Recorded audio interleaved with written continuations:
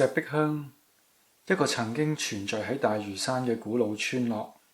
我依家身處嘅石壁水塘就係佢昔日嘅位置。1960年代，政府喺呢度興建水塘，石壁鄉亦從此消失喺大眾嘅視野當中。一眼望落去，水塘嘅下邊曾經係阡陌中環，炊煙裊裊。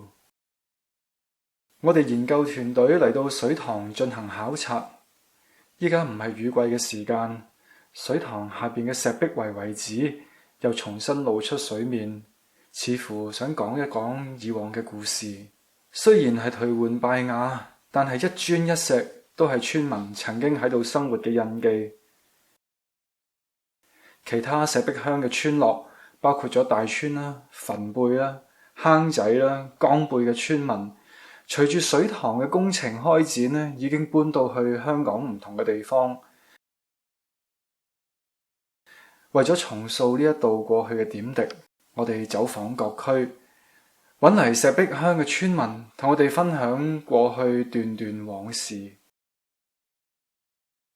第一站，我哋嚟到水口村，由曾經住喺石壁圍嘅徐德娣女士同我哋講下佢喺石壁嘅回憶。你婆婆，咁你嗰陣時喺老村出世嘅喎，你出世住喺老村嘅喎。係啊。老村係咪有間侯王廟啊？咩？有間侯王廟啊，有間廟啊。有間咩啊？水井邊嗰度係咪有間廟啊？老村。係啊。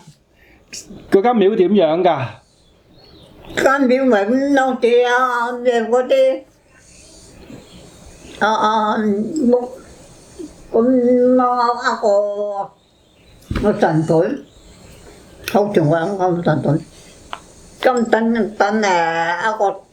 個大木大菩薩，就兩邊兩解，一邊有嗰啲小人，咪咁啊！婆婆以前係咪咧老村嗰度咧發瘟啊？係咪發過瘟啊？喺老村嗰度，啲人啊喺老村係咪發瘟啊？即係係啊，嗰度發瘟好多人病。瘟好犀利啊！咁發瘟，即係一日兩站鋪嘛，兩站鋪咪發瘟，後面咪抬嗰個紅鎮侯王廟咯。我哋教佢笠緊，咁啊抬啲抬嗰條船啦，即係船仔咁抬出去紅鎮廟，紅鎮廟又擺下陣咁啊，又抬翻嚟咁啊碰震單就冇事啊，冇事咪好啦，咪就話嗰陣時冇講我燒豬嘅，係搶白豬啊！搶隻豬，斬咪擺下陣把陣，斬啲人一嚿人嚿咁，咁啊香，咁啊安樂啊。咁就安樂啦。後咗冇發瘟啦。哦，所以發瘟就請侯王出嚟，咁就落咗洪聖廟，又再巡村。打鑼打鼓咁抬啲菩薩咩㗎？佢又船啊，得個條船咁撈，一條向咁游㗎。嗰陣時好細個啫。咁你幾多歲搬咗出禾塘啊？你幾多歲搬出禾塘啊？都係11、12歲啫。11、12歲啊？係咪因為發瘟所以又要搬出禾塘啊？嗰陣時。係啊。發瘟冇事啊。冇事話個搬得禾塘咁禾塘，有啲去禾塘起屋，有啲咧咪仲做擺谷嗰啲屋仔，細細間咁咪響中牆，我滴低仲多點，個揾兩嚿嗰啲磚頭，打嗰啲咁嘅地爐仔，得個煲係煲飯。咁咪阿外婆湊大我嘅，係咯，湊得我19歲又結婚。咁外婆就5歲，你5歲，外婆就孭你去教堂領洗，係咪啊？係啊，念經嘛，念經唔使祈禱㗎， 70歲生家後，停止教我當主，人們就及主十生神，希望者阿命，咁之間。哦，我好細個，5、6歲都學人哋先噏嘢㗎。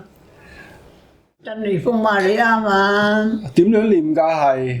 真利風瑪利亞，問病正中者，諸家言，以中以為雜念，以隨之為宿，以為真。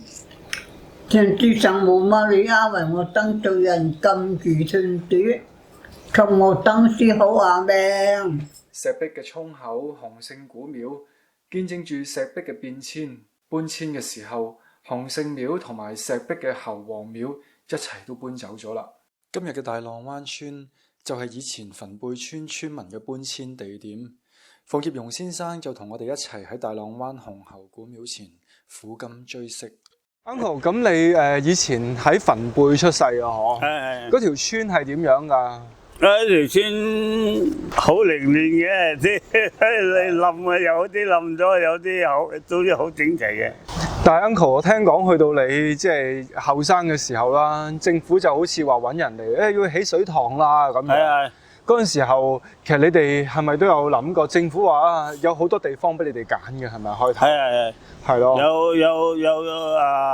有幾個地方俾我哋揀嘅。咁樣以前咧，佢政府嗰個理民府啊，叫做就問我哋第一就有個荃灣俾你選擇，就燈啲有5個燈咧，就有2層，6個燈嗰啲咧就有7層，有3層咁嘅。有7個燈起咧，就有3層至到4層啲咁樣啊。咁你哋有冇去真係荃灣望下？去過2、3次嘅。你有跟埋一齊去？有用嗰啲油麻地嗰隻叫做文咩啊？都幾大啊，裝幾百人啊。咁你就喺咁我哋佢車到嚟石壁嗰度，依家碼頭嗰度彎住等我哋。用船駁可以去荃灣泊碼頭上岸。咁你就跟埋爸爸一齊出去啦。我都有參與嘅。係。咁嗰陣時候，你見到荃灣點啊？見到嗰荃灣嗰啲大欖涌嗰啲村民咯，叫做大屋圍啊嘛。荃灣有個大屋圍叫做佢嗰啲屋咧，全部圍住嘅。佢後邊就唔出得人嘅，前邊都有門咧，門對門嘅，氹轉嘅。佢有2個門入啫嘛，以前，而家我唔知啊。咁佢好多有啲乞衣啊，諸如此類乜都有啦。佢瞓一瞓咧嗰啲門嗰啲附近啊，佢話佢嗰啲大欖涌嗰啲鄉里咧，佢話。我哋話鄉里出嚟荃灣好唔好啊？佢話好就好啊！你睇下啦，嗰啲個個瞓喺嗰度，嗰啲乞衣幾多？佢話我哋想搬出嚟荃灣好唔好啊？唔好啊！出嚟揾唔到食啊！你租屋俾人租又冇租收，有啲。你靠租揾食啊，餓死你啊！咁我哋咪有啲老人家諗思想唔同，我哋依家啲肥人噶啦，係嘛，先進啲啊！我哋啲批，咁啲老人家諗啊，政府啊有好多地方俾我哋揀，第一長洲、梅窩、水口、大澳、石壁。大浪灣都得，我哋就選擇咗大浪灣咯。係咯，點解你哋會揀咗大浪灣嘅？即係獨立啲咯，即係唔使話靠人哋牽制咯。但係嗰陣時候大浪灣乜都冇㗎喎。冇，荒山野嶺嚟嘅，有少少有幾塊田啫，呢啲都係田嚟㗎，呢啲都係叫田嚟嘅。所以嗰陣時候你哋就寧願去一個乜都冇嘅地方，由零開始。係啊，由頭開始係咁樣咯。咁初初嚟到，你又搬咗好多嘢落嚟啦，你哋即係。係啊，佢哋要得嗰啲咪搬咯，唔要得嗰啲冇搬噶啦。要得嗰啲全部都差唔多搬新噶啦，嗰啲舊村嗰啲嘢冇乜嘢搬過嚟噶啦，係啲衫褲嘅啫。好似好多植物咧，山草藥你哋都搬埋嚟嘅，係咪啊？嗰啲有啲有㗎，嗰啲有啲樹，而家認為嗰啲樹啊，風水樹啊嗰啲都有，喺松樹啊，同埋樟木啊啲，我老豆都種咗幾棵樟木喺上邊。屋後邊嗰啲大棵嗰啲樟木都係我哋老豆種過。即係你哋搬嘅時候咧，反而係搬咗好多植物嚟返大浪灣村。對於好多村民嚟講，搬村咧都係佢哋人生大事。搬到荃灣係真真正正咁樣離鄉別井。石壁新村嘅村長陳石林先生帶我哋嚟到新村5樓嘅紅猴古廟，就等佢同我哋分享一下村民點樣喺荃灣落地生根。咁當年呢，即係石壁村呢係一條漁農村嚟嘅，阿媽就耕田，阿爸呢就去咬魚。佢嗰陣出邊呢就有個砧棚嘅，向東灣嗰度。有時好彩嘅就咬多啲，唔好彩嘅咬少啲。記得有一年年尾呢，冇錢過年啊！哇！嗰陣啊個上天幫忙啊！哇！嗰一網咧可以咬到成過千斤嘅箭魚，哇！拎去大澳賣嗰陣，即係我都未出世嗰陣我爸爸個肥年啊嗰陣，即係佢咬到嗰啲箭，即係嗰劑魚啊過千斤嘅。不過嗰陣啲村民咧就好合作嘅，幫手擔出去大澳賣。你由石壁嗰度去大澳都好遠路程噶嘛，你過千斤魚都好重噶嘛。嗰陣啲村民，嗰陣啲人就好團結嘅。咦，村長啊，呢度係咪就係原本嘅石壁村啊？係啊，呢度係原本嘅石壁村嚟嘅。50年代尾咧，香港政府就要起水塘，所以60年代10月初四，60年代10月初四咧，我哋就由呢度。石壁村古村嚟嘅呢度，就搬咗出去荃灣。當時政府又俾幾笪地方我哋揀，一個就係大浪灣，一個就係梅窩，一個係荃灣。